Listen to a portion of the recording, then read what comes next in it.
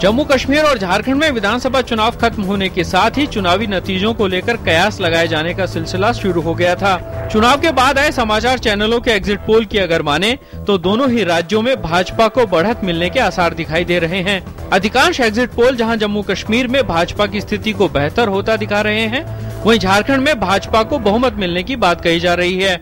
झारखंड में ABP news Bhajpa को 52 सीटों पर जीत दिलवा रहा है, वहीं जेएमएम को 10 और कांग्रेस को 9 सीटें मिलने की संभावना जताई गई है। जेवीएम को 6 तो अन्य को 4 सीटें दी गई हैं। इंडिया टुडे के पोल में भाजपा को 41 से 49 सीटें मिलने की बात कही गई है, वहीं जेएमएम को 15 से 19 और कांग्रेस को 7 से 11 सीटें दी गई हैं। इंडिया टीवी अपने पोल में भाजपा को 37 से 45 सीटें तक दे रहा है, तो जेएमएम को 15 से 23 और कांग्रेस को 3 से 7 सीटें दी गई हैं। जेवीएम को 4 से 8 सीटें तो अन्य को 7 से 13 सीटें मिलने की संभावना जताई गई है।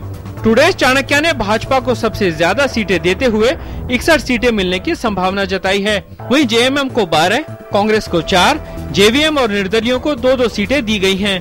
CNN IBN ने भाजपा को 37 से 43, जेएमएम को 10 से 14 तो कांग्रेस को 7 से 11 सीटें दी हैं। जेवीएम को इस पोल में 12 से 16 सीटें दी गई हैं। निर्दलियों को 4 से 8 सीटें इस पोल में दी गई हैं। पिछले विधानसभा चुनाव में राज्य की 81 सीटों में भाजपा और झारखंड मुक्ति मोर्चा को 18-18, कांग्रेस को 14, झारखंड विकास मोर्चा को 11, आरजेडी और आजसू को 5-5, जेडीयू को 2 और अन्य को 8 सीटें मिली थी।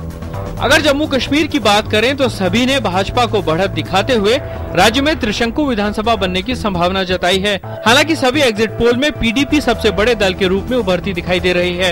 एबीपी न्यूज के एग्जिट पोल में राज्य में भाजपा को 27 से 33, पीडीपी को 32 से 38, नेशनल कॉन्फ्रेंस को 8 से 14 और कांग्रेस को 4 से 10 सीटें दी गई हैं। अन्य को 2 से 8 सीटें मिलने की संभावना जताई गई है।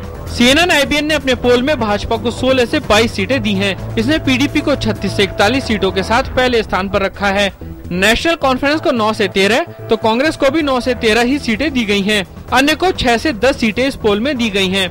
इंडिया टीवी ने भाजपा को 27 से 33, पीडीपी को 32 से 33, नेशनल कॉन्फ्रेंस को 8 से 14 और कांग्रेस को 4 से लेकर 10 तक सीटें दी हैं। अन्य को 2 से 8 सीटें दी गई हैं। न्यूज नेशन ने भाजपा को 22 से 26, पीडीपी को 22 से 29, नेशनल कॉन्फ्रेंस को 12 से 16 और कांग्रेस को 5 से 9 सीटें दी हैं। निर्दलियों को 9 से 13 सीटें दी गई हैं। 2008 में राज्य की 87 सीटों पर हुए चुनाव में भाजपा को 11, कांग्रेस को 17, नेशनल कॉन्फ्रेंस को 28, पीडीपी को 21 और शेष 10 सीटें अन्य दलों को मिली थी। खैर, न्यूज चैनलों ने तो अपना फैसला सुना दिया है, अब जनता क्या फैसला देती है इसके लिए बस कुछ ही देर का इंतजार बचा है। जनादेश डेस्क, डीडी न्यूज।